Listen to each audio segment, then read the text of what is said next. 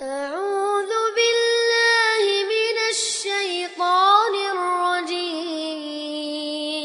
بسم الله الرحمن الرحيم. السلام عليكم ورحمة الله وبركاته.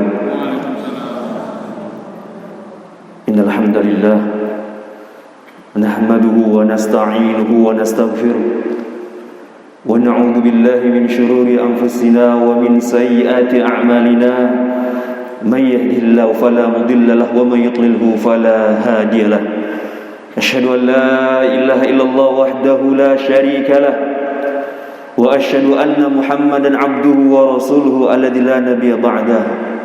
قال الله تعالى في كتابه الكريم: يا أيها الذين آمنوا اتقوا الله حق تقاته ولا تموتن إلا وأنتم مسلمون. يا أيها الناس اتقوا ربكم الذي خلقكم من نفس واحدة وخلق منها زوجها وبث منهما رجالا كثيرا ونساء واتقوا الله الذي تساءلون به والأرحام إن الله كان عليكم رقيبا. يا أيها الذين آمنوا اتقوا الله وقولوا قولا سديدا يصلح لكم أعمالكم ويغفر لكم ذنوبكم ومن يطع الله ورسوله فقد فاز فوزا عظيما. أما بعد فإن أصدق الحديث كتاب الله وخير الحديث حديث محمد صلى الله عليه وسلم وشر الأمور محدثاتها وكل محدثة بدعة وكل بدعة ضلالة وكل ضلالة في النار. Ikhwani fillah wa akhwati fillah, para jamaah, para orang tua kami yang dimuliakan Allah Subhanahu wa taala. Alhamdulillah, segala puji bagi Allah Jalla Jalaluhu. Segala puja kita persembahkan untuk Allah Tabaraka wa ta'ala. Dialah Ar-Rahman Ar-Rahim. Dialah Allah Subhanahu wa ta'ala yang maha pengasih lagi maha pemurah. Dialah Allah Subhanahu wa ta'ala Rabb yang selama ini kita puji dan kita puji. Dan dialah Allah Subhanahu wa ta'ala yang telah memberikan berbagai macam kenikmatan kepada kita. Nikmat Islam, nikmat iman, nikmat sunnah, nikmat kesehatan, serta kenikmatan materi lainnya Allah Subhanahu wa ta'ala terus berikan kepada kita. Dan dialah Allah Subhanahu wa ta'ala Rabb tempat kita meminta. Iyyaka na'budu wa iyyaka nasta'in. Kepadamu ya Allah kami beribadah, dan kepadamu ya Allah kami memohon pertolongan. Selawat beri salam kita haturkan kepada Nabi junjungan kita Muhammad sallallahu alaihi wasallam. Dialah Nabi kita yang mulia, dialah uswah kita, dialah suri tauladan kita yang baik, sebagaimana Allah Subhanahu wa taala nyatakan, laqad kana lakum fi Rasulillah uswatun hasanah liman kana yarjullaha wal yawmal akhir. Sungguh ada pada diri Rasulullah suri tauladan baik bagi kalian, bagi orang-orang yang mengharapkan rahmat Allah dan hari kiamat kelak. Kita bersyukur kepada Allah Subhanahu wa taala kita bisa mengenal Nabi kita Muhammad sallallahu alaihi wasallam. Kita bersyukur kepada Allah Subhanahu wa taala kita lahir dalam keadaan Islam. Kita mengenal Abu Bakar As-Siddiq, sahabat Nabi sallallahu alaihi wasallam, Umar bin Khattab, Ali bin Abi Thalib, Utsman bin Affan, dan sahabat-sahabat besar lainnya. Dan para sahabiah, Aisyah, Khadijah, isi-isi Rasulullah sallallahu alaihi wasallam. Ini merupakan nikmat yang besar para jemaah. Dan ketahuilah bahwasannya kita hidup dunia ini hanya sementara. Kita akan kembali pada Allah Subhanahu wa ta'ala. Tidak ada manusia yang hidupnya kekal, semuanya akan menuju Allah Subhanahu wa ta'ala. Inna lillahi wa inna ilaihi raji'un. Sungguhnya kita ini milik Allah dan kita akan kembali pada Allah Subhanahu wa ta'ala.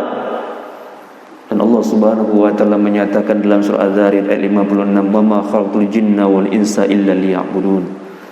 Dan tidaklah kuciptakan jin dan manusia melainkan tujuannya agar mereka beribadah kepadaku, kata Allah Subhanahu wa ta'ala. Agar mereka mentauhidkanku, agar mereka mengesahkanku, kata Allah Subhanahu wa ta'ala. Karena hidup kita untuk Allah Subhanahu wa ta'ala, untuk beribadah pada Allah Subhanahu wa ta'ala. Apa kata Allah Subhanahu wa ta'ala? Qul inna salati wa nusuki wa mahyaya wa mamati lillahi rabbil alamin. Katakanlah, sungguhnya salatku, ibadahku, sembelihanku, hidupku, matiku milik Allah Subhanahu wa ta'ala. Dan Nabi sallallahu alaihi wasallam mengingatkan kita para jemaah untuk perbanyak mengingat kematian. Akhir dzikra hazimil ladzat. perbanyaklah kalian mengingat pemutus kelezatan, yakni al-maut, kematian. Karena usia kita enggak lama dunia ini, kawan. Usia kita ini terbatas. Kata Nabi sallallahu alaihi wasallam, a'maru ummati ma baina sittina li sab'in. Umur umat Nabi Muhammad sallallahu alaihi wasallam itu di antara 60 sampai 70 tahun. Wa aqallu man yajudu dzalik. Usia 70 tahun lebih dari itu hanya sedikit, kata Nabi sallallahu alaihi wasallam. Jadi apa yang kita cari dunia ini kalau kita akan semuanya kembali pada Allah Subhanahu wa taala, ikhwan? Kita butuh maghfirah Allah Subhanahu wa taala. Kita butuh agar Allah Subhanahu wa taala menerima tobat-tobat kita. Kita butuh agar Allah Subhanahu wa taala meridhoi hidup kita, memberkahi hidup kita, sampai Allah Subhanahu wa taala mencabut nyawa kita. Dan kita semuanya ingin masuk surga Allah Subhanahu wa taala, ikhwan. Dan di antara jalan agar kita dimudahkan masuk surga Allah Subhanahu wa taala dengan menuntut ilmu syar'i. Datang ke majelis taklim, datang ke pengajian-pengajian sunnah, mendengarkan kalam Allah, mendengarkan hadis-hadis Rasulullah sallallahu alaihi wasallam, mendengarkan penjelasan para ulama. Ini merupakan jalan agar kita dimudahkan masuk surga Allah Subhanahu wa taala.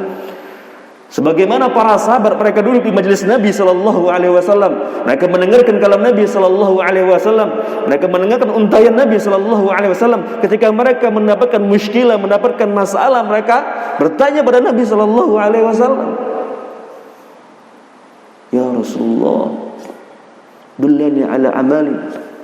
Ya Rasulullah, mereka bertanya pada Nabi sallallahu alaihi wasallam. Nabi jelaskan, Nabi sampaikan, Nabi berikan arahan mereka, bimbing mereka. Jadi para jamaah ikhwani fillah wa akhwati fillah rahimakumullah, inilah pentingnya kita menuntut ilmu syar'i, ilmu din, ilmu yang berdasarkan Al-Qur'an dan Sunnah Nabi Muhammad sallallahu alaihi wasallam. Ikhwani fillah rahimakumullah, sebagaimana di pengumuman flyer kita, kajian kita berkaitan tentang manhaj, itu dari kitab Syarh Sunnah karangan Al-Imam Barbahari rahimahullah. Kitab ini rahimahullah adalah kitab yang Masya Allah menjelaskan tentang manhaj, bagaimana metode beragama seorang muslim, seorang yang beriman pada Allah Subhanahu wa taala. Bagaimana kita mengetahui tata cara beribadah yang benar pada Allah Subhanahu wa taala. Dalam kitab ini juga dijelaskan bagaimana firqah-firqah yang menyimpang dalam Islam. Kalau kita lihat kaum muslimin di seluruh dunia, terkhusus di seluruh Indonesia, mereka semuanya berpegang dengan Al-Quran dan Sunnah Nabi Muhammad sallallahu alaihi wasallam. Tidak ada firqah dalam Islam yang mereka keluar dari itu, Al-Quran dan Sunnah, Al-Quran dan Sunnah. Akan tapi ikhwan fillah rahimani rahimakumullah, kebanyakan atau sebagian kaum muslimin mereka terjatuh dari pemahaman Al-Quran dan Sunnah saja tidak cukup. Kita butuh Al-Quran dan Sunnah ala fahmi sahabat, ala fahmi salafi saleh. Kita butuh pemahaman para sahabat. Bagaimana para sahabat beragama di hadapan Rasulullah sallallahu alaihi wasallam, begitu kita ikuti. Ya. Dan Nabi sallallahu alaihi wasallam di jauh hari telah menjelaskan kepada kita bakalan nanti ada firqah-firqah yang menyimpang dalam Islam. Nabi SAW bersabda, "Sataftariqu ummati ala 73 millah." Kelak umatku, kata Nabi sallallahu alaihi wasallam, akan terpecah menjadi 73 golongan. Kulluha finnar illa milah wahidah. Semuanya diancam masuk neraka kecuali satu milah yang selamat. Kemudian para sahabat bertanya, "Man ya Rasulullah?" Siapakah kelompok yang selamat itu ya Rasulullah? Siapakah mereka ya Rasulullah? Kemudian Nabi SAW menyatakan, "Ma'ana alaihi wa ashabi." Kelompok yang selamat itu adalah mereka yang mengikutiku dan para sahabat berada di atasnya. Ini menunjukkan bahwasanya kelak umat Islam akan berpecah belah. Bukan berarti Nabi sallallahu alaihi wasallam menjelaskan demikian kita harus berpecah belah. Sudah, ente mazhab ini, ente kelompok ini, ente firqah ini, ana udah. Enggak. Kita disuruh untuk rujuk kembali kepada Al-Quran dan Sunnah Nabi Muhammad sallallahu alaihi wasallam ala fahmi sahabat. Ketika terjadi perpecahan di antara kaum muslimin, kita kembali kepada Allah dan Rasulnya. Atiullah wa ati Rasul wa ulil amri minkum. Kembali pada Al-Quran, pada Allah Subhanahu wa taala, kembali pada Rasulullah sallallahu alaihi wasallam, kembali pada ulil amri, yaitu para ulama, para penguasa yang hak. Dan kita ketahui mengetahui bahwasanya ketika pada zaman Nabi Shallallahu Alaihi Wasallam sudah ada benih-benih perpecahan. Ketika Dzulkhuwaisirah dia datang kepada Rasulullah Shallallahu Alaihi Wasallam, dia minta harta rampasan perang agar dibagi dengan adil. Dia mengatakan kepada Rasulullah, ya Rasulullah, ya Muhammad, idil, berlaku adil engkau. Apa jawab Rasulullah SAW? Faman ya'dil idalam adil. Siapa lagi yang berlaku adil kalau bukan aku, kata Rasulullah Shallallahu Alaihi Wasallam. Ya, Dzulkhuwaisirah seolah-olah dia memang tidak percaya pada Nabi untuk berlaku adil. Dia datang minta agar Rasulullah berlaku adil. Padahal Rasulullah sudah berlaku adil, tapi dia menentang Rasulullah Shallallahu Alaihi Wasallam. Dia mencela Rasulullah Shallallahu Alaihi Wasallam. Sini bibit-bibit perpecahan. Sebagian ulama menyatakan disinilah muncul bibit Khawarij. Ya, firqah Khawarij, yang mana mereka kata Nabi Sallallahu Alaihi Wasallam, al-Khawarij kilabun nar. Orang-orang Khawarij mereka adalah anjing-anjing neraka, kata Nabi Sallallahu Alaihi Wasallam. Kenapa? Karena mereka menentang para penguasa yang hak, pemerintahan kaum muslimin. Mereka tidak sepakat dengan kebijakan-kebijakan kaum muslimin. Akhirnya mereka berusaha untuk menjatuhkan para penguasa. Kemudian ikhwan fillah rahimani rahimakumullah jami'an, firqah Khawarij ini, kata ulama, mereka juga muncul pada zamannya Khalifah Utsman bin Affan. Ketika Utsman bin Affan menjadi khalifah, kemudian beliau diserbu oleh orang-orang yang mana mereka terkena syubhat, mereka terkena pemikiran yang keliru dari provokasinya Abdullah bin Sabah. Ketika Abdullah bin Sabah dia memberikan statement yang tidak baik kepada Khalifah Utsman bin Affan, dia menuduh dengan tuduhan keji, dia ajak orang lain untuk membenci Khalifah Utsman bin Affan. Dalam kitab Hikmah bin Tarikh karangan Syekh Utsman Khamis, salah satu ulama salaf dari Kuwait, dalam kitab beliau jelaskan bagaimana orang-orang Khawarij atau orang-orang yang memberontak pada zaman Utsman bin Affan untuk melengsarkan Utsman bin Affan sampai beliau meninggal.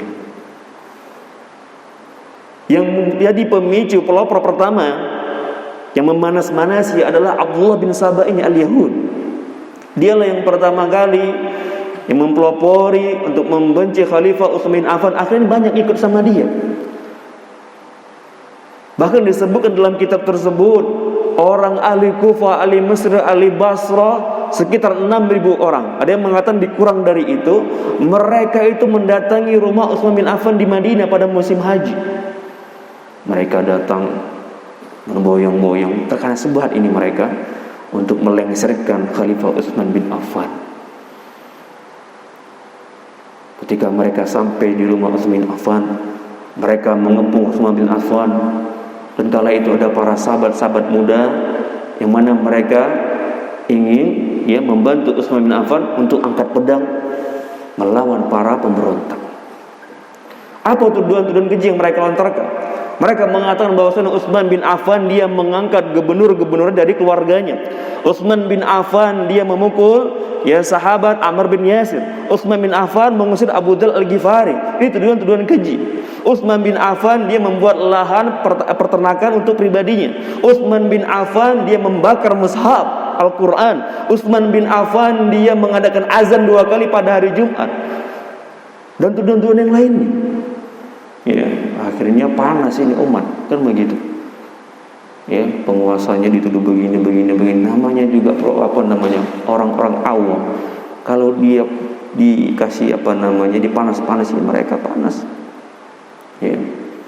Ikhwan fillah rahimani rahimakumullah, ini di antara bibit-bibit perpecahan sudah ada pada zaman Khalifah Utsman bin Affan. Ini berkaitan tentang manhaj. Mereka terkena subhat, akhirnya mereka datang untuk mau menghancurkan, melengsarkan Utsman bin Affan. Kemudian sekitar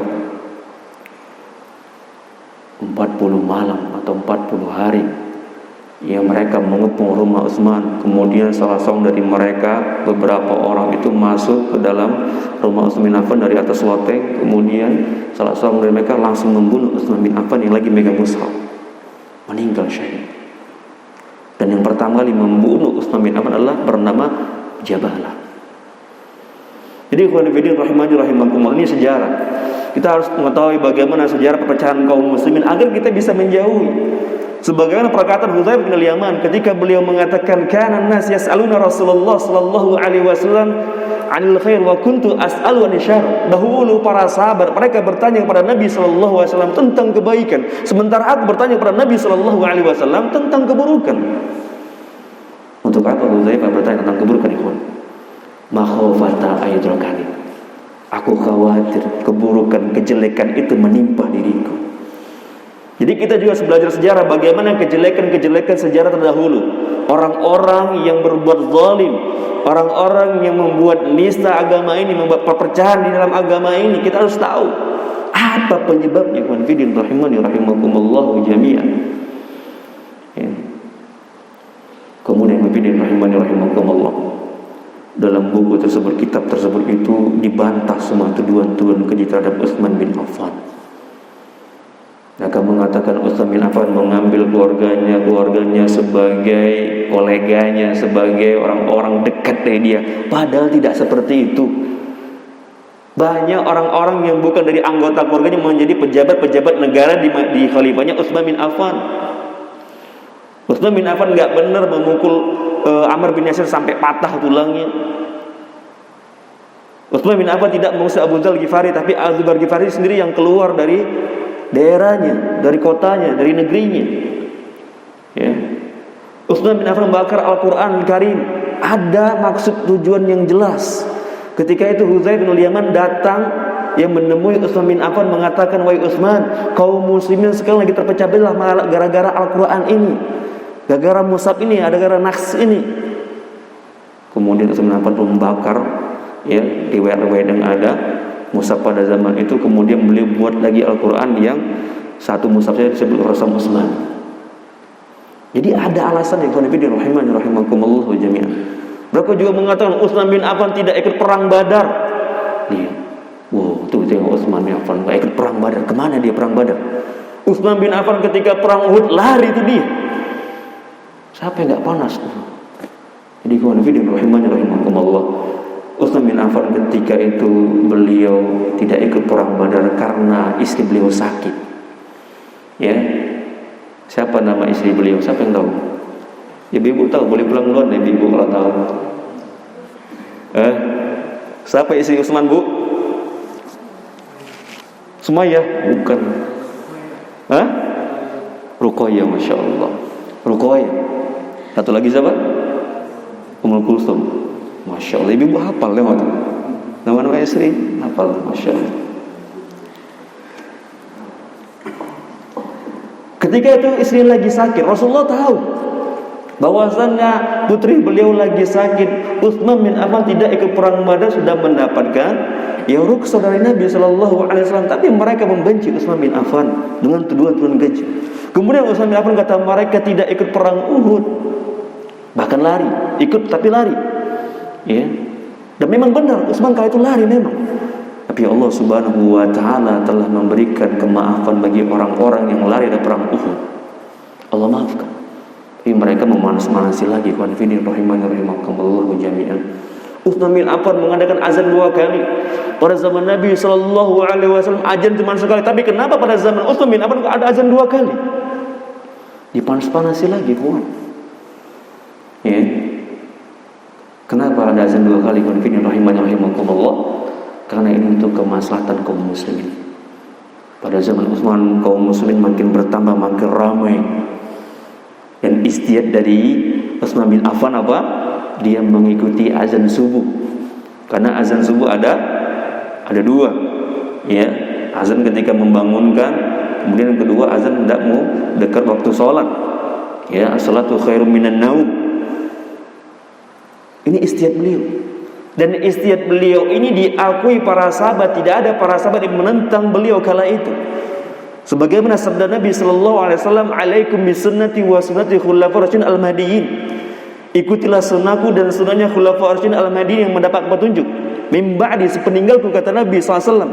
Tamassaku biha, dan berpegang teguhlah kalian dengan sunnah tersebut. Wa'addu 'alaiha bin nawadi, dan gigitlah sunnah itu dengan gigi geram kalian.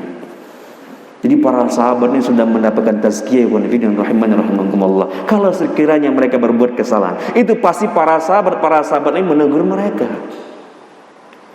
Ya. Sama seperti kisah Bilal bin Rabah, yang mana terompah beliau sudah terdengar di surga Allah Subhanahu wa taala. Kemudian Nabi bertanya kepada beliau, "Apa yang kau amalkan wahai Bilal?" "Ya Rasulullah, tidaklah aku beruduk menunggu salat 2 rakaat." Ini yang diamalkan. Ya, maksudnya apa? Bilal melakukan itu mendapatkan tazkiyah, rekomendasi dari Rasulullah sallallahu alaihi wasallam. Tapi zaman sekarang banyak orang-orang membawakan dalil ini boleh berbuat bid'ah. Sahabat besar aja Bilal bin Rabah aja buat bid'ah, ente kemarin sore katanya. Ya.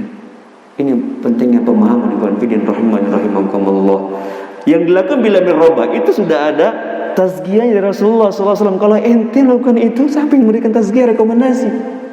Kalau gitu, ya. Makanya sunnah itu harus dipelajari juga. Jadi sunnah itu bukan hanya ucapan, bukan hanya perbuatan, tapi takrir, ikrar dari Nabi SAW. Nabi nggak lakukan, tapi Nabi merekomendasi. Ya, sama seperti bulan Muharram ini. Nabi SAW mengatakan afdhalus siyam ba'da Ramadan syahrul Muharram. Sebaik-baik puasa setelah bulan suci Ramadan adalah bulan puasa yang dilakukan pada bulan Muharram. Wa afdhalus shalah ba'dal fariidah salatul lail. Dan sebaik-baik salat setelah salat 5 waktu fariidah adalah salatul lail, salat malam. Kemudian para sahabat ketika dianjurkan Rasulullah untuk puasa Asyura tanggal 10 Muharram, para sahabat mengatakan apa? "Ya Rasulullah, innahu yaumun yu'azzimu al-yahud wa nasara." Wahai Rasulullah, sungguhnya 10 Muharram ini, Asyura inilah hari yang diagungkan orang-orang Yahudi dan Nasrani. Rasulullah paham apa maksud sahabat. Mereka tuh nggak mau sama dengan orang Yahudi. Orang Yahudi mengagungkan, kita kok sama-sama ikut mengagungkan ya Rasul. Orang-orang Yahudi juga seperti itu. Ya. Kemudian kata Nabi SAW apa? Fa idza kana al-amul muqbil sumna yaumat tasi. Ya, apa kata Nabi SAW kepada para sahabat? Kalau begitu tahun depan insya Allah kita akan puasa pada hari yang ke-9 Muharram, atau disebut dengan puasa Tasu'a. Ini sejarahnya Allah. Kemudian kata Abdullah bin Abbas, belum lagi sampai tahun depan tufiya Rasulullah sallallahu alaihi wasallam, Nabi pun meninggal. Pertanyaannya rahimahullah, apakah Nabi SAW telah melakukan puasa Tasu'a? Belum. Tapi Nabi ucapkan, Nabi takrir, Nabi tetapkan. Ya. Jadi rahimahullah, ini faedah besar juga bagi kita untuk memahami dalil. Bagaimana kita memahami dalil? Bagaimana yang disebutkan Nabi Sallallahu Alaihi Wasallam itu merupakan hujjah dan dalil. Ya. Orang-orang Yahudi mengganggukan Muharram ini, 10 Muharram Asyura itu kenapa? Karena Allah Subhanahu Wa Taala menyelamatkan Nabi Musa dan Bani Israel dari pengejaran musuh Allah Fir'aun dan bala tentaranya. Dalam surat Syu'ara disebutkan ketika Allah perintahkan Nabi Musa untuk menghadap Fir'aun, berdakwah kepada Fir'aun. Kemudian Nabi Musa menjelaskan bagaimana Allah Subhanahu wa taala Rabbus samawati wal ard. Kemudian Fir'aun menyepelekan Nabi Musa alaihissalam. Kemudian Nabi Musa melemparkan tongkat beliau, berubahlah menjadi ular yang besar. Kemudian Fir'aun merasa dia dikalahkan, akhirnya dia memanggil para penyihir-penyihirnya untuk berhadapan dengan Nabi Musa. Kemudian dikumpulkanlah manusia, berhadapanlah para penyihir-penyihir Fir'aun dengan Nabi Musa alaihissalam dan Nabi Harun kala itu. Ketika sudah semua berkumpul seperti sayembara, mereka para penyihir-penyihir itu meminta kepada Fir'aun, apa yang kau beri kepada kami, balasan apa? Karena akan menjadi orang-orang terdekatku. Kemudian ketika itu mereka melempar tali-tali mereka berubah seperti ular. Kemudian Nabi Musa alaihissalam melemparkan tongkat beliau, kemudian melahap ular-ular yang ada. Akhirnya apa? Para penyihir mereka tersungkur, mereka sujud. Mereka mengakui mukjizat Nabi Musa alaihissalam dan mereka beriman pada Allah Subhanahu wa taala, beriman dengan Rabbnya Nabi Musa dan Nabi Harun. Lihat. Kemudian Fir'aun marah, ingin menyalib para penyihir-penyihir ini dan memotong tangan atau memotong tubuhnya dengan silang. Kemudian Allah, pada malam harinya Nabi Musa dan Bani Israel mereka pun pergi. Mereka lari. Kemudian dikejar oleh Fir'aun dan bala tentaranya. Kemudian ketika sampai pada waktu terbit fajar, Nabi Musa dan Bani Israel mereka terlihat oleh Fir'aun dan bala tentaranya. Mereka hampir saja putus asa. Di belakang mereka musuh, Fir'aun dan bala tentaranya. Di depan mereka laut. Ya. Al-adu wara'akum, al-bahru amamakum. Di belakang kalian itu musuh, depan kalian itu laut. Mau kemana kalian lari? Ya, mereka hampir putus asa. Ikhwan fillah rahimani rahimakumullah. Tapi Allah Subhanahu wa taala tidak tinggal diam. Allah Subhanahu wa taala menyatakan kepada Nabi Musa dalam surah Syu'ara ayat 63, "Ya Musa, anidrib bi'asakal bahar." Wahai Musa, pukullah laut itu dengan tongkatmu. Kemudian laut itu terbelah menjadi gelombang-gelombang yang besar, ikhwan. Dan terbelah itu bukan dua gelombang, tapi gelombang-gelombang yang banyak, kataudil azim, seperti gunung yang besar. Kemudian mereka berjalan dari tengah lautan tersebut. Kemudian Fir'aun dan bala tentara itu mengejar. Ketika Nabi Musa dan Bani Israel telah sampai di tepi, kemudian Fir'aun dan bala tentara di tengah lautan, barulah Allah Subhanahu wa taala tenggelamkan Fir'aun dan bala tentaranya. Selesai. Anda perhatikan bagaimana Allah Subhanahu wa taala membantu itu bukan di awal-awal, tapi di akhir-akhir perjuangan. Sama seperti pandemi ini, kadang-kadang Masya Allah sulit kita. Mau makan nggak ada beras, nggak ada minyak goreng, mau beli susu untuk anak berat, beli pampers kadang-kadang berat. Diuji kita Allah Subhanahu wa taala. Begitu yang para nabi dan rasul, mereka diuji Allah Subhanahu wa taala. Seperti Nabi Musa alaihissalam diuji Allah Subhanahu wa taala. Bukan yang Allah Subhanahu wa taala tidak mampu di awal kisah, bisa saja Allah membinasakan Fir'aun dan bala tentaranya. Dia mengatakan ana rabbukumul a'la, langsung Allah Subhanahu wa taala beri azab dia di situ. Bisa saja. Tapi Allah Subhanahu wa taala ingin perjuangan kita. Perjuangan para nabi. Bagaimana mereka berdakwah dengan Allah Subhanahu wa taala. Allah ingin lihat itu. Allah uji itu, ikhwan. Makanya Nabi Muhammad sallallahu alaihi wasallam ketika ditanya aina asyadul bala, wahai Rasul, manusia manakah yang paling berat ujiannya, paling berat cobaannya? Apa jawab Nabi sallallahu alaihi wasallam? Manusia yang paling berat cobaannya adalah al-anbiya, yaitu para nabi. Summa fal amsal, kemudian orang yang semisalnya, orang semisalnya. Jadi kalau kita hidup banyak ujiannya, itu sama seperti para nabi dan rasul, kita di bawahnya. Kita diuji. Tapi kita diuji dalam ketaatan pada Allah Subhanahu wa taala, ikhwan. Dan kita lihat juga kisah Nabi Ibrahim alaihissalam yang mau dibakar sama kaumnya, bahkan sudah mau dibakar. Dalam surah Al-Anbiya disebutkan ketika itu Nabi Musa alaihissalam mengatakan kepada bapaknya dan kaumnya, ma hadil tamasil allati antum la akifun. Wahai bapakku, wahai kaumku, patung-patung apa ini yang kalian sembah, yang kalian tekun beribadah menghadapnya? Yang sebelumnya bapak itu membuat patung-patung dari tangannya. Nabi Ibrahim telah mengatakan, atatakhidu asnaman alihah, pantaskah wahai bapakku engkau mengambil patung-patung ini sebagai Tuhan untuk disembah? Ini araka wa qaumaka fi dhalalin mubin, sungguhnya aku melihatmu dan kaummu dalam kesesatan yang nyata. Kemudian bapak tidak mengindahkan. Bahkan disebutkan dalam surat Maryam, wahai Ibrahim, kalau kau tidak berhenti aku akan merajammu, kata bapaknya Nabi Ibrahim alaihissalam. Kemudian ketika mereka ditanya oleh Nabi Ibrahim, patung-patung apa nih kalian sembah ini yang kalian tekun beribadah kepadanya, bahkan kalian iktikaf menghadap mereka? Apa jawab kamunya? Qalu wajadna aba'ana la abidin.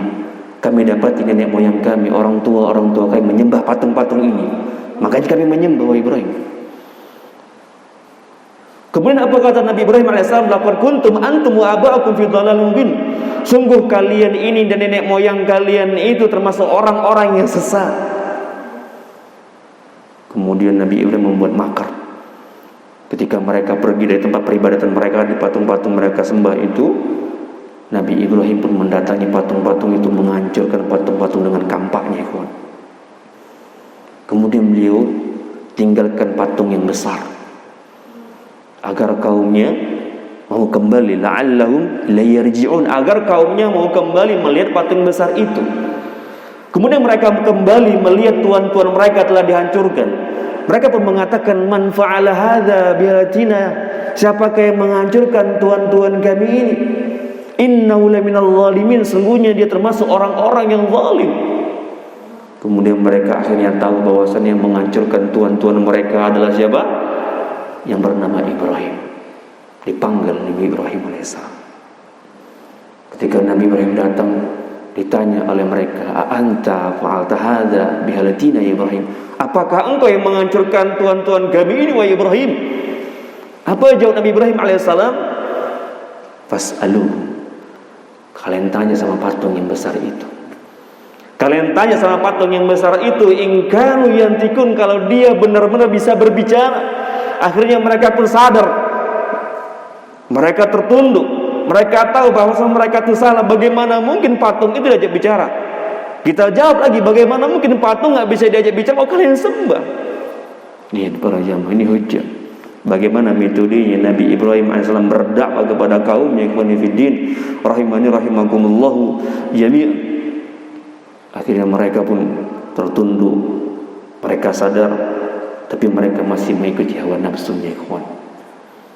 Padahal patung itu tidak bisa mendatangkan maslahat, tidak bisa mendatangkan kebaikan, tidak bisa menolak mudarat, tapi mereka tetap menyembahnya. Akhirnya mereka marah, ingin membakar Nabi Ibrahim alaihissalam. Mereka membuat pembakaran yang besar. Bahkan disebutkan dalam tafsir Ibnu Katsir, pembakaran yang paling besar pada masanya Nabi Ibrahim alaihissalam adalah pembakaran untuk membakar Nabi Ibrahim alaihissalam. Bahkan disebutkan dalam tafsir Ibnu Katsir, Nabi Ibrahim dicampakkan dengan alat minjan, alat peminta. Ketika beliau sampai di pembakaran, kemudian Nabi Ibrahim alaihissalam datang oleh Jibril menawarkan bantuan kepada Nabi Ibrahim alaihissalam. Kemudian Nabi Ibrahim mengatakan, kalau bantuanmu wahai Jibril, aku enggak butuh. Tapi kalau bantuan Allah subhanahu wa ta'ala, bala na'am, aku butuh bantuan Allah subhanahu wa ta'ala. Kemudian ketika mereka membakar Nabi Ibrahim alaihissalam, Allah subhanahu wa ta'ala tidak tinggal diam para jamaah. Allah subhanahu wa ta'ala mengatakan, ya nar kuni bardan wassalama ala Ibrahim, wahai api dinginlah, selamatkanlah Ibrahim alaihissalam. Lihat para jamaah, Allah subhanahu wa ta'ala menolong Rasulnya, menolong kekasihnya Khalilullah, Khalilur Rahman, itu di akhir-akhir, bukan di awal-awal. Dan Allah subhanahu wa ta'ala sebenarnya mampu untuk menghabisi orang-orang musyrik itu. Tapi Allah subhanahu wa ta'ala ingin melihat Rasulnya, ingin melihat Nabi Ibrahim AS bagaimana perjuangan dia.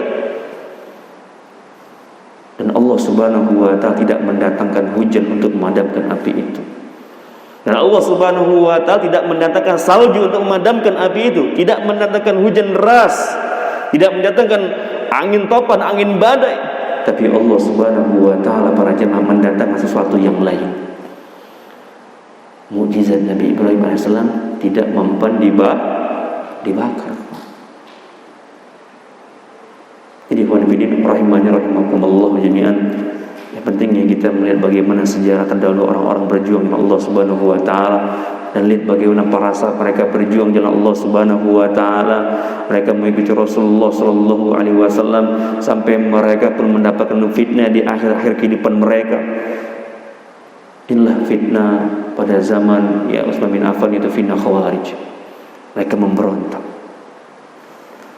Kemudian ada yang menyebutkan bahwasannya firqah Khawarij ini mereka muncul pada zaman Ali bin Abi Thalib. Ya, pada zaman Ali bin Abi Thalib, yang kala itu ketika Utsman bin Affan meninggal, Muawiyah ingin segera mengkisah siapa yang membunuh Utsman. Siapa yang membunuh Utsman? Tapi sikap dari Ali bin Abi Thalib belum bisa saat ini untuk mengkisah siapa yang membunuh Utsman bin Affan, karena kondisinya belum stabil. Masing-masing mereka punya ijtihad. Kemudian terjadi peperangan di antara mereka. Ya, kita mengagungkan Muawiyah, kita mengagungkan para sahabat Ali bin Abi Thalib dan sahabat yang lainnya. Tapi ini adalah pelajaran yang bisa kita ambil. Ketika terjadi peperangan di antara mereka, kemudian mereka berdamai, jadi tahkim perundingan. Akhirnya mereka mengutus seorang sahabat Abu Musa al-Asy'ari dan Al-Amr bin Al-As untuk menjadi duta perundingan. Ketika itu Ali bin Abi Thalib bersepakat untuk mengadakan perjanjian di antara dua belah pihak. Kemudian orang-orang sebagian dari kalangan orang-orang Khawarij, mereka enggak sepakat dengan kebijakan Ali bin Abi Thalib. Akhirnya mereka keluar ke Hauriyah, daerah yang dekat Kufa, sebanyak 6.000 orang. Mereka enggak sepakat dengan kebijakan Ali bin Abi Thalib. Kenapa? Karena mereka dangkal ilmunya. Karena apa? Karena mereka terkena syubhat. Karena mereka merasa sok paling alim, paling tahu. Mereka mencela sahabat mulia Ali bin Abi Thalib, tidak memuliakan menantunya Rasulullah sallallahu alaihi wasallam. Mereka keluar bebas. Dan di belakang mereka atau di depan mereka itu enggak ada sahabat satupun. Kemudian bangkitlah seorang sahabat mulia bernama Abdullah bin Abbas. Dia mendatangi Ali bin Abi Thalib dan mengatakan, "Wahai Ali bin Abi Thalib, izinkan aku untuk mendatangi orang-orang Khawarij di Haruriyah." Kemudian akhirnya Abdullah bin Abbas pun diizinkan. Beliau berangkat sendirian. Untuk apa?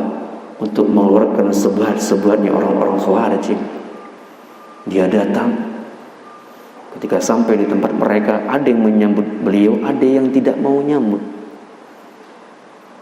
Ketika mereka mau nyambut Abdullah bin Abbas mengatakan, "Apa yang kalian keluhkan dari sahabat Rasulullah yang merupakan menantu Rasulullah SAW, Ali bin Abi Thalib?" Mereka mengatakan, Ali bin Abi Thalib tidak berhukum dengan hukum Allah Subhanahu wa taala. Inil hukmu illa lillah. Hukum itu hukum milik Allah Subhanahu wa taala. Tapi Ali bin Abi Thalib tidak berhukum dengan hukum Allah Subhanahu wa taala. Dia berhukum dengan hukum manusia. Kemudian apa lagi yang kalian keluhkan? Ali bin Abi Thalib dia mencabut namanya dari Amirul Mukminin. Kalau dia bukan Amirul Mukminin, lantas dia siapa? Amirul Kafirin? Iya. Abdullah bin Abbas belum menjawab. Tanya lagi, terus apa yang kalian keluhkan? Ya. Ali bin Abi Thalib tidak menawan wanita-wanita musuh. Maksudnya apa? Wanita-wanita dari pihak Muawiyah.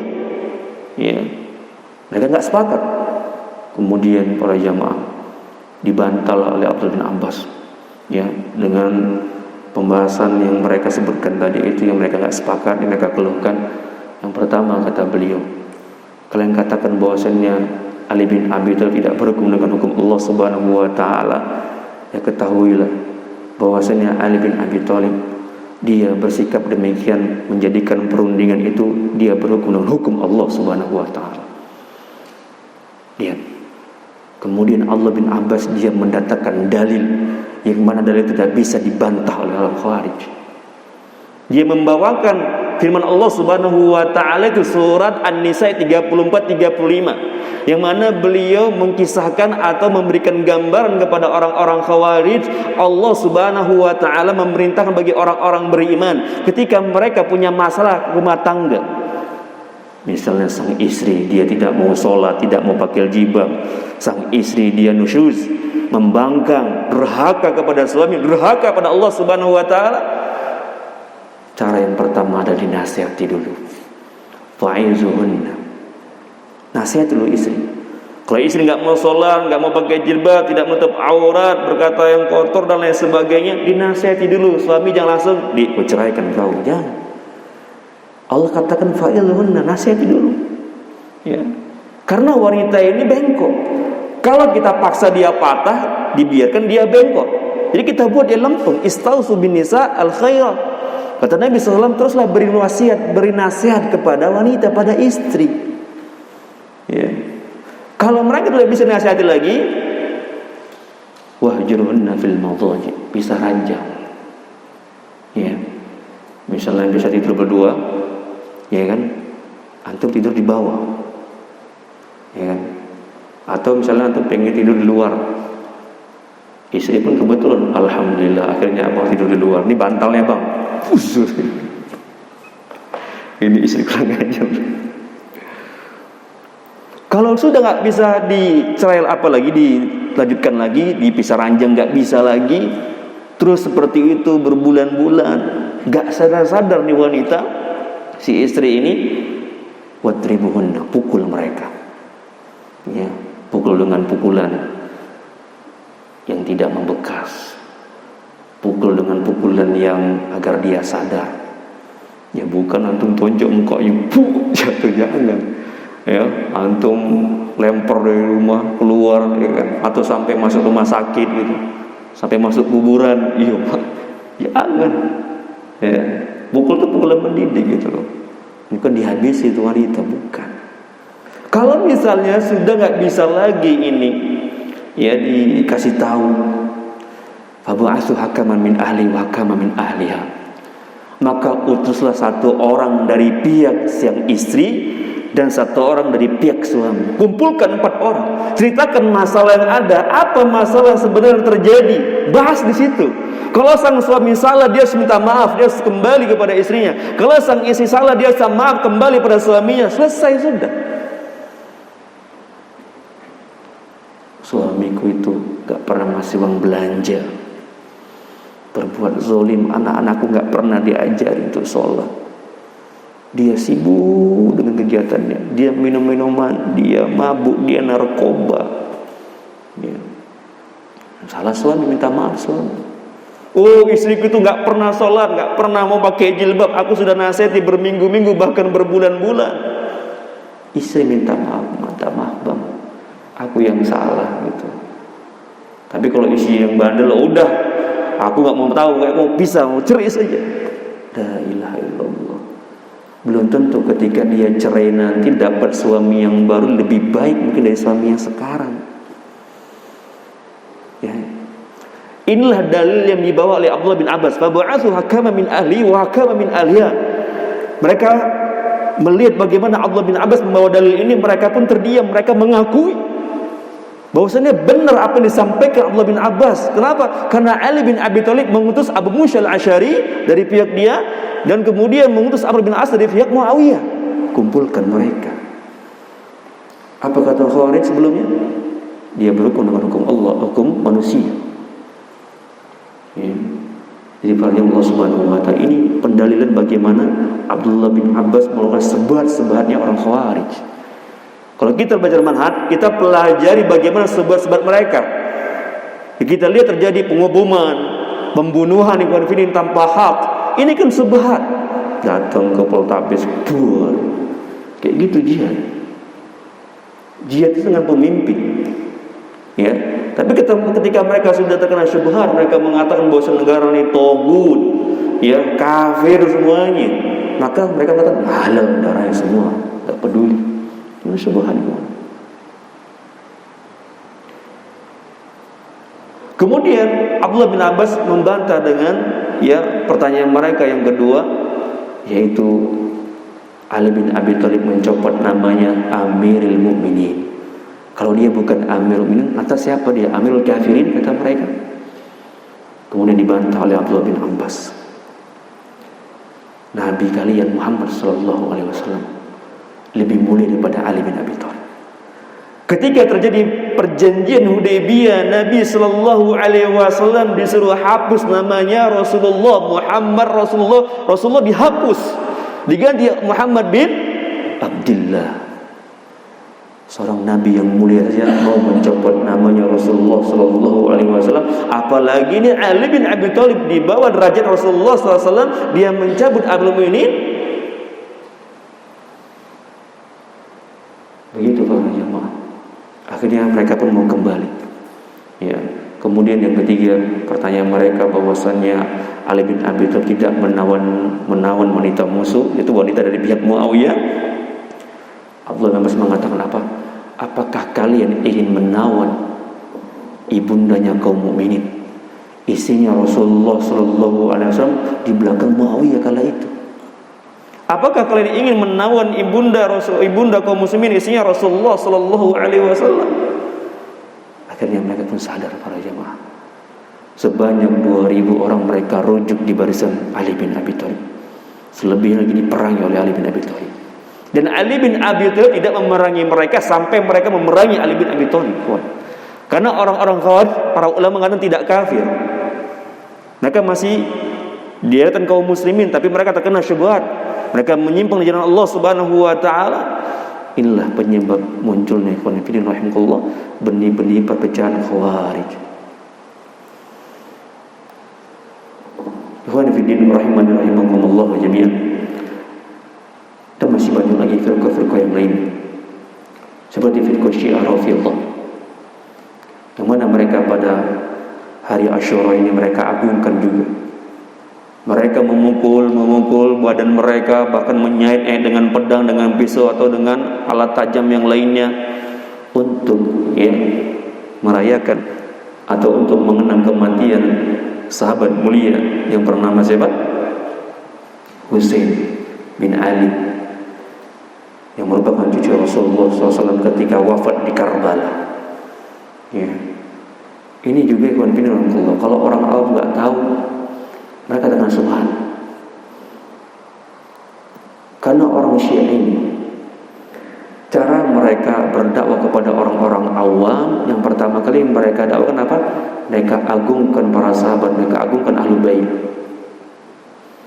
Ketika Ahlul Bait ini sudah diagung-agungkan, mereka sudah senang dengan Ahlul Bait, senang dengan Husain, senang dengan Ali bin Abi Thalib, Fatimah dan seterusnya, baru mereka menceritakan bagaimana penderitaan para sahabat, para ahli bait ini yang dizalimi oleh sahabat-sahabat yang lainnya.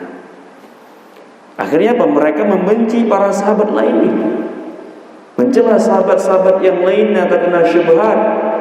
Karena awalnya ditinggikan ahli bait, ketika sudah ditinggikan, dijatuhkan, mereka marah. Sehingga terkena syubhatnya para orang-orang awam.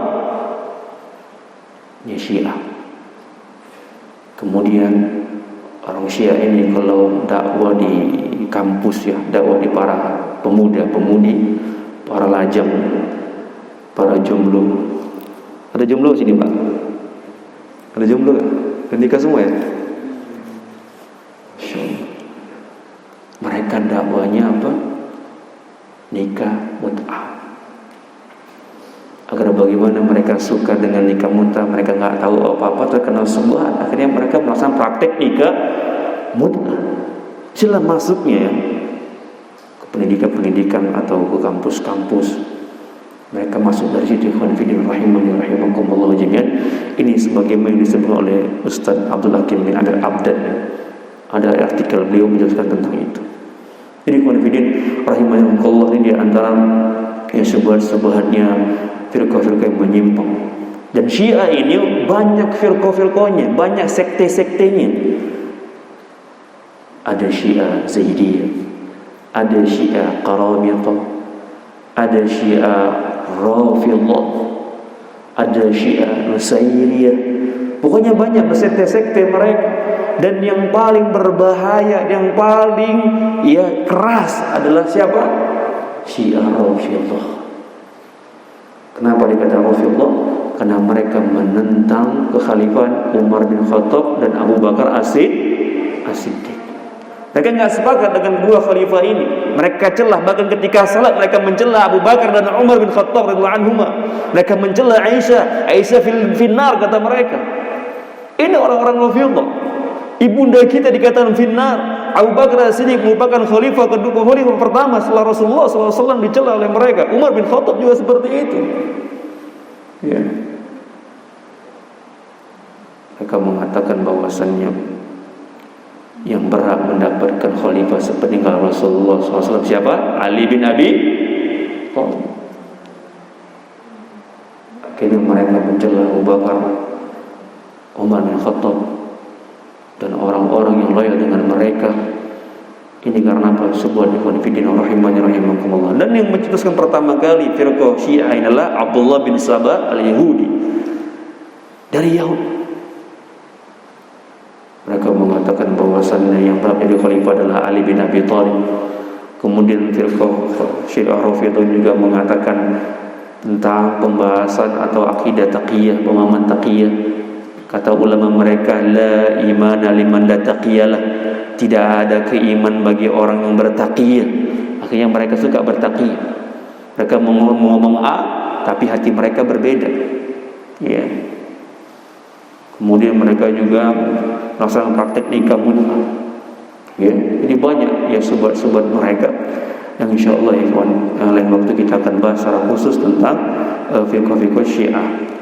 Kemudian Allah, banyak firqah yang lain seperti Mu'tazilah, Jahmiyah, Qadariyah, Al-Asy'ariyah, Al-Maturidiyah, Al-Kullabiyah.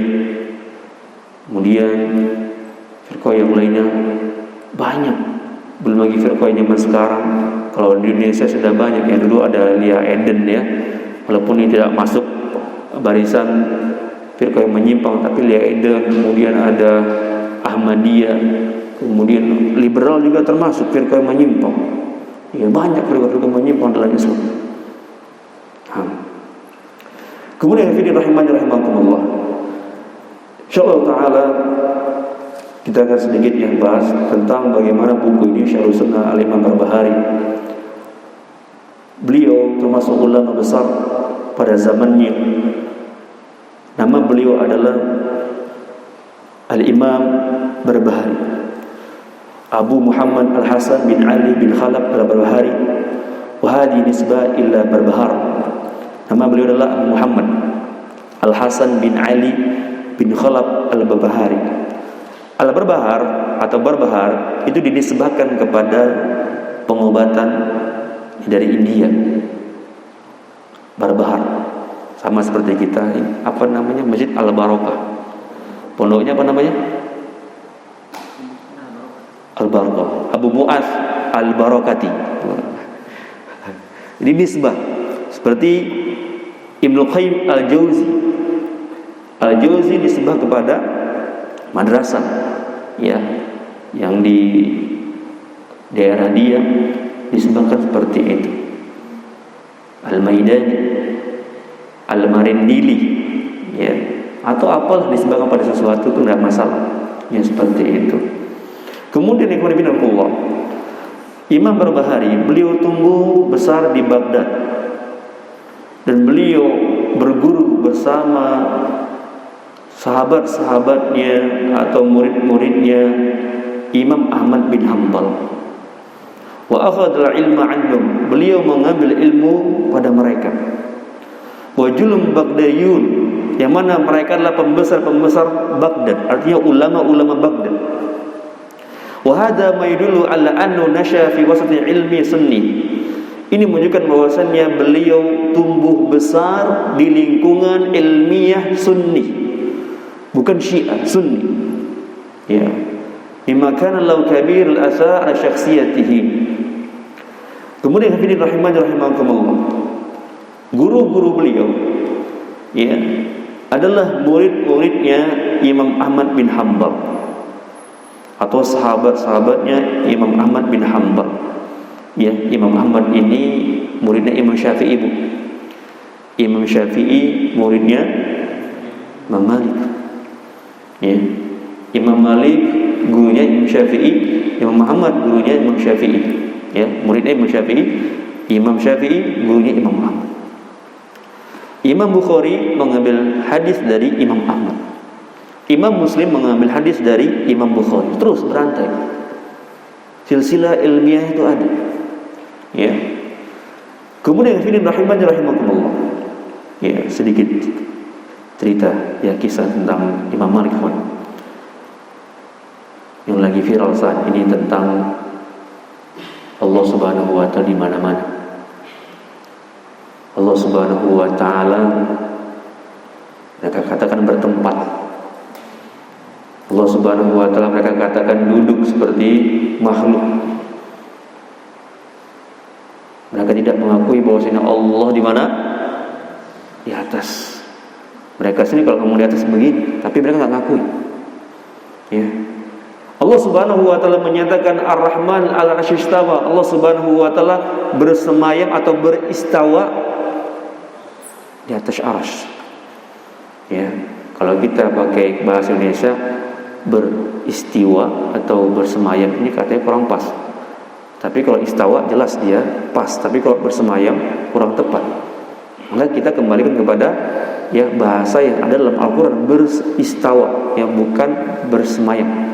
Kalau bersemayam kita katakan bertempat, berduduk ya, maka ini kita samakan seperti makhluk jadinya. Ketika Imam Malik datang ke seorang, dia mengatakan, wahai Imam, Ar-Rahman 'ala al-'arsy istawa, wahai Imam, Allah Subhanahu wa taala beristawa di atas aras. Kaifa istawa? Bagaimana istawanya Allah Subhanahu wa taala? Imam Malik mengatakan, al-istawa ma'lum. Istawanya Allah Subhanahu wa taala sudah maklum, sudah diketahui. Wal kaifu majhul. Bagaimananya Allah beristawa itu majhul, tidak diketahui. Wal imanu bi wajib, dan mengimani Allah Subhanahu wa taala bersemayam atau beristiwa itu wajib. Wasu'alu anhu bid'ah. Dan bertanya tentang bagaimananya Allah Subhanahu wa taala termasuk bid'ah. Kemudian orang yang bertanya ini pun dikeluarkan dari majelis. Ya. Di sini menunjukkan bahwasanya Imam Malik saja, Imam Darul Hijrah, beliau mengatakan apa? Al-kaifu majul, bagaimananya Allah Subhanahu wa taala beristawa itu enggak diketahui.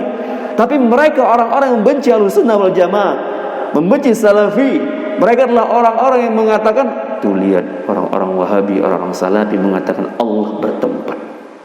Sementara Imam Malik, imam kita, tidak mengatakan Allah bertempat, tapi beliau mengatakan wal kaifu majhul. Dan banyak dalil-dalil yang menunjukkan bahwasanya Allah Subhanahu wa taala di Arasy.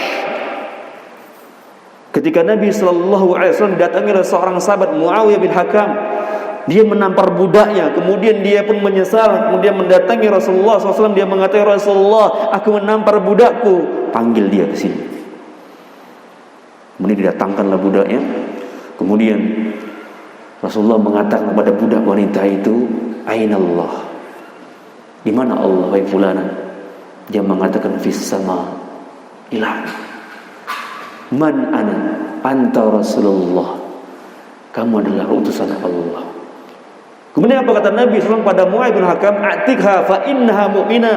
Wahai Muawiyah bin Hakam, bebaskan dia, merdekakan dia, karena dia seorang wanita yang beriman, wanita yang mukminah, mengakui keagungan Allah Subhanahu, ketinggian Allah Subhanahu wa taala, Allah di langit. Lihat ikhwan, ini menunjukkan bahwasanya Allah Subhanahu wa taala berada di mana? Di langit. Kemudian bantahan bagi mereka yang mengatakan Allah di mana-mana, bahwasannya ketika Isra Mi'raj Rasulullah pergi kemana Pak? Ketika Isra Mi'raj Rasulullah kemana nih? Ke langit. Jumpai siapa? Bertemu dengan Allah Subhanahu wa taala.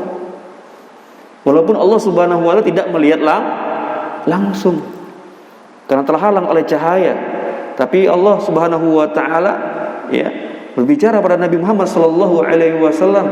Ketika Nabi Muhammad sallallahu alaihi wasallam diperintahkan salat 50 kali, dia turun, kemudian mengadu kepada para nabi yang lainnya agar minta rukhsah. Ya, akhirnya 50 turun menjadi 5 waktu. Ini menunjukkan bahwasanya Allah Subhanahu wa taala di Arasy. Dalil yang lainnya, ketika kita berdoa, kira-kira doa yang kemana Pak? Ke bawah atau ke atas? Coba orang-orang itu katakan, ini minta doa ke mana? Ke atas kan? Secara tabiat ke atas. Anak kecil tanya di mana Allah, pasti dia akan ini. Secara otomatis, secara fitrahnya dia tahu Allah di atas, di langit. Ya. Ini bantahan bagi mereka yang mengatakan Allah Subhanahu wa taala di mana-mana. Ya. Kemudian mereka juga punya hujah, punya dalil. Bukankah Allah Subhanahu wa taala mengatakan wa huwa ma'akum aina ma kuntum? Bukankah Allah Subhanahu wa taala bersama kalian di mana kalian berada? Innallaha ma'ana wa la tahzan. Sungguhnya Allah bersama kita, jangan kau sedih. Ini bantahan mereka. Mereka mengatakan Allah kan berarti bersama kita. Berarti Allah dekat. Ya, ketika kita salat, Allah Subhanahu wa taala ada di hadapan kita. Ketika kita sujud, Allah Subhanahu wa taala ada di situ. Kan? Kita bantai ikhwan fillah rahimakumullah. Disebutkan oleh ulama kita kalimat ma'ah di sini ikhwan, bukan berarti dekat. Ya, bukan berarti dekat. Contohnya apa? Sirtu ma'al qamar. Antum siapa namanya ini? Zaki. Nah. Antum? Faqih, Masya Allah. Zaki dan faqih ma'ah bersama. Zaki wa faqih yadhabani il madrasah. Faqih dan zaki pergi sekolah, ya, bersama pakai ma'ah. Berarti mereka dekat, bareng-bareng pergi sekolah, pergi ta'lim ke masjid, bareng-bareng berdua, dekat. Ini makhluk. Tapi Allah Subhanahu wa taala bukan makhluk. Tidak bisa kita samakan bersamanya Allah dengan bersamanya makhluk itu sama, tidak. Tidak boleh kita samakan. Ya. Apa kata peribahasa Arab? Sirtu ma'al qamar, aku berjalan di bawah bulan. Maksudnya apa? Aku berjalan di bawah cahaya bulan. Pertanyaannya, bulannya dekat apa jauh? Hah? Jauh apa dekat, Pak? Jauh di hati, dekat di hati gitu. Jauh, tapi cahayanya menerangi. Ini kata ulama, ilmu Allah meliputi segala sesuatu. Ya Allah di arsy langit. Begitu. Kemudian hujan mereka juga Allah Subhanahu wa taala itu kan turun ke langit dunia. Bagaimana turunnya? Apakah turun sepertiga malam, setiap malam turun, besok di Aceh, nanti di Aceh sepertiga malam turun lagi, sampai di mana lagi sana? Pokoknya di arah sana terus turun kayak gitu. Jadi Allah Subhanahu wa taala kerjanya gitu aja. Ini kan akal kita. Ya. Allah Subhanahu wa taala sesuai dengan keagungannya. Allah Subhanahu wa taala melakukan demikian, itu Allah mampu, kawan. Kita nggak bisa membagaimanakan Allah Subhanahu wa taala dengan makhluk, nggak bisa kita samakan. Ya, nggak boleh kita menyamakan Allah dengan makhluknya. Misalnya tangan kita, ya, tangan Allah Subhanahu wa taala sama dengan tangan kita, nggak boleh. Contohnya tangan Zaki, ya kan, sama tangan siapa tadi? Faqih. Faqih, tangan ente kayak tangan monyet. Kira marah nggak? Marah, ya kan? Zaki, kuping ente kayak kuping gajah. Marah nggak? Marah. Kita makhluk aja marah, disamakan dengan hewan binatang. Apalagi Allah Subhanahu wa taala disamakan dengan makhluknya, bahkan dengan hewan. Ini pembahasan hangat juga, masalah asma'i wa sifat. Allah Subhanahu wa taala tidak boleh sama dengan makhluknya. Kalau kita menyamai dengan makhluk namanya tashbih. Ya, menyerupakan makhluk dengan Allah ini namanya tashbih. Ya, atau tamsil. Menyerupakan makhluk dengan Allah Subhanahu wa taala. Tapi ada perbedaan tashbih dengan tamtsil. Ya. Kalau tashbih itu menyerupai sebagian. Tangan makhluk dengan tangan zat sama misalnya. Tapi kalau tamtsil dia lebih menyeluruh, ya begitu. Ya, Allah alam misal apakah dibalik, tapi intinya ada perbedaan sebagaimana disebutkan dalam kitab Lu'matul I'tiqad. Ya, insyaallah itu pernah kita bahas ya ketika anak mondok dulu. Kita bahas kitab itu Lu'matul I'tiqad tentang asma wa sifat Allah Subhanahu wa taala yang masih dasar ya. Nah, Tayyib bin rahimahullah. Kemudian kita kembali kepada kitab Al-Imam Barbahari, guru beliau bernama Al-Mawarzi.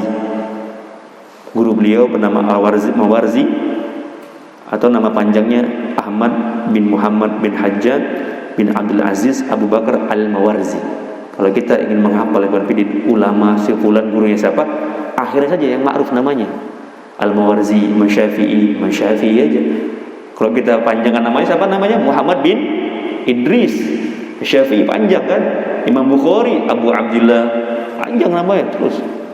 Jadi kita lihat mana nama yang ma'ruf itu aja. Al-Mawarzi, ya, Imam kedua, Al-Faqih, Al-Muhaddith, Nazil Baghdad, sahibul Imam Ahmad. Ya, Imam Mawarzi ini adalah imam kedua, imam kaum muslimin, dan beliau adalah orang yang faqih, berilmu, alim, seorang muhaddith, ahli hadis.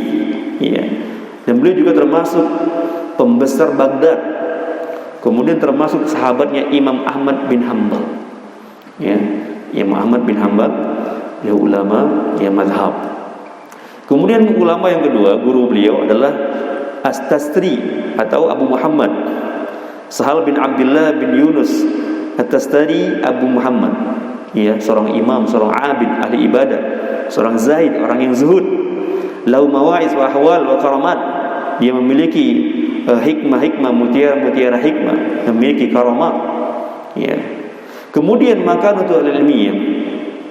Beliau Imam Barbahari termasuk orang yang disegani, imaman mahiban. Ya, orang yang disegani. Qaulan bil haqq. Dia berbicara dengan kebenaran. Da'iyan li sunnah, termasuk dai sunnah. Wattibal athar, dan mengikuti athar. Lau saitu inda as-sultani, dan dia termasuk orang yang memiliki reputasi, kedudukan di hadapan para pembesar, para penguasa.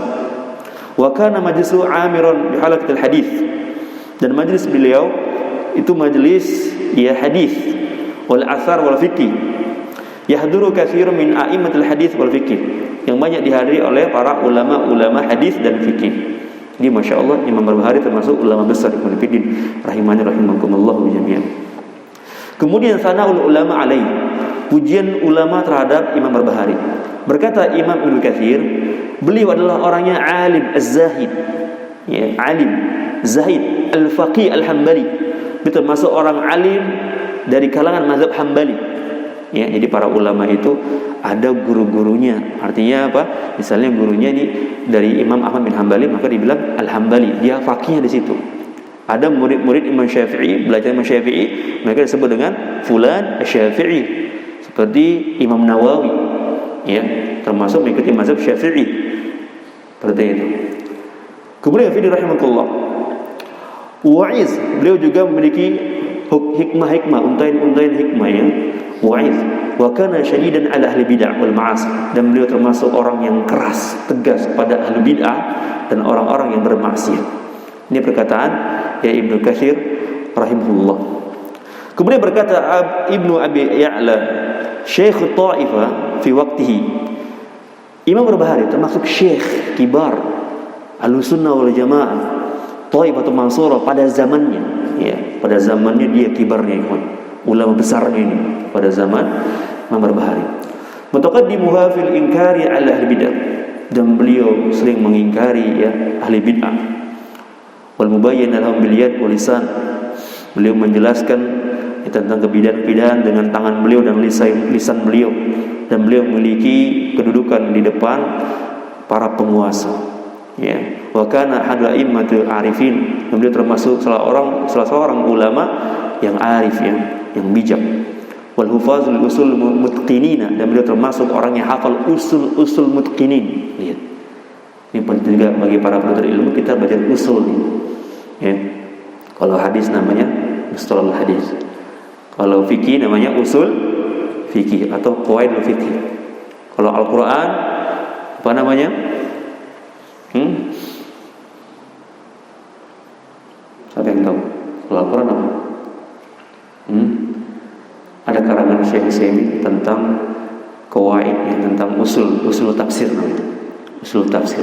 Ini tulis oleh Syekh Muhammad bin Shalih Al-Utsaimin. Ada buku beliau risalah kecil tipis tentang usul tafsir. Bagaimana turunnya Al-Quran? Ya, kenapa diturunkan kepada Nabi sallallahu alaihi wasallam? Apa itu makiyah? Apa itu madaniyah? Dijelaskan. Ya. Kemudian banyak usul-usul yang lainnya. Bahasa Arab usulnya apa? Belajar nahwu sharaf. Ya, belajar nahwu sharaf. Ada balaghah. Ya. Dan bahasa Arab ini terbagi-bagi lagi, Pak. Kalau kita ingin lancar bahasa Arab, itu bukan hanya kita belajar tok, bukan satu kitab, tidak. Tapi banyak pembagian lagi kalau kita ingin mutqin. Ya, misalnya kita belajar bahasa Arab ini, kita butuh namanya metode kitabah. Menulis. Ada seorang alim, dia paham bahasa Arab, Masya Allah, lancar bahasa Arab. Tapi ketika saya nulis, oh, hancur kali tulisannya. Dia belajar bahasa Arab, tapi nggak belajar kitabah. Kemudian fahmul masmu'. Fahmul masmu' ini apa? Dia paham ketika orang Arab berbicara. Misalnya ada syekh datang ke Indonesia, dia bicara, kita paham. Oh, seperti itu kalau Arab bicara, kita paham. Kalau dia nggak belajar ini, ya dia nggak paham bahasa Arab secara menyeluruh. Ya, tahu dia kaidah, oh nahwu ini gampang ini. Pokoknya fi'il harf isim itulah. Ya kan, kalau i'rab Masya Allah ini ya, tahu i'rabnya semuanya. Tapi ketika orang Arab ngomong, nggak tahu dia apa ini. Ya. Kemudian berbicara muhaddatsa. Ketika kita berbicara, coba tes kita di hadapan para orang Arab atau para masyayikh. Kalau syekh itu paham, berhasil kita dalam masalah muhaddatsa, kelompok syekh. Tapi kalau syekh itu nggak paham, ada kulta, apa yang kau ucapkan? Anda nggak paham gitu. Iya. Makanya kita harus belajar seperti itu. Kemudian qiraah, membaca kitab. Kita baca, kita paham. Ya. Kemudian kaidah-kaidahnya nahwu dan shorof. Ya kita belajarlah, kalau ada waktu ya buat kelas di sini. Ada saat ini. Alhamdulillah. Ya, jadi belajar kita ikhwan fillah rahimani rahimakumullah jami'an. Kemudian ikhwan rahimani rahimakumullah. Beliau termasuk orang yang zuhud, wara, dan beliau termasuk orang yang tegas terhadap ahli bid'ah. Ya, laqad kana Imam Al-Bahari rahimahullah syadidan ala ahli bid'ah wal ahwa. Beliau tegas pada orang-orang ahli bid'ah. Beliau mengikuti sunnah Nabi Muhammad sallallahu alaihi wasallam. Beliau menjauhi pemahaman-pemahaman menyimpang seperti tajahum, orang-orang Jahmiyah, yang mana mereka mengingkari asma dan sifat Allah Subhanahu wa taala. Mereka mengatakan Al-Qur'an makhluk. Ya. Kemudian al-i'tizal, yang mana mereka memiliki pemahaman manzilah baina manzilatain. Orang yang berbuat dosa besar itu tidak mukmin, tidak kafir kata mereka. Kemudian at-tamsya'ur, ya, at-tamash'ur, at-tasawuf, at-tashayyur, at-tafarrud, ya, tarafud, orang-orang Rafidhah, orang-orang Syiah, orang tasawuf. Ya, beliau menjauhi firqah-firqah yang menyimpang. Kemudian murid beliau di antaranya adalah Al-Akbari, ya, atau disebut dengan yang ma'ruf Ibnu Battah. Ya, ini termasuk muridnya Imam Barbahari. Beliau meninggal pada bulan Muharram pada tahun 387, dan beliau ini termasuk muridnya Imam Barbahari yang memiliki kitab yang banyak, ya, tulisan-tulisan yang banyak. Taibun rahimahullah. Ya, Imam Barbahari itu lahir pada tahun 329 Hijriah, 252 Hijriah, dan meninggal pada tahun 329 Hijriah di umur beliau 76 atau 70 tahun, ya 77 tahun. Jadi beliau usianya lebih dari 70 tahun, ya 76 atau 77 tahun. Taibun rahimahullah. Jam berapa ini? Kita lanjut, tanya jawab atau langsung? Lanjut Pak. Taib, tanya jawab ya. Kayak jam 12 ya. Taib. Yaudah rahimahullah, insyaallah kita lanjut ya. Mudah-mudahan kita bisa ketemu lagi ya. Jadi kita akan bahas nanti matan yang pertama ya. Insyaallah kalau ada rezeki antum beli kitabnya, terjemahan enggak ada ya. Dibeli namanya kitabnya Syarhus Sunnah Al-Imam Barbahari. Insyaallah bisa buka promosi ya, sama yang jual buku sih mungkin ada. Pak Senanda mungkin ya. Anak enggak promosi ya, tapi ini mengarahkan antum ke yang jual buku siapa aja sih. Ya, karena bagus ini, matan-matan itu. Bagus ya. Jadi sayang kalau ada kajian antum enggak punya kitab saya.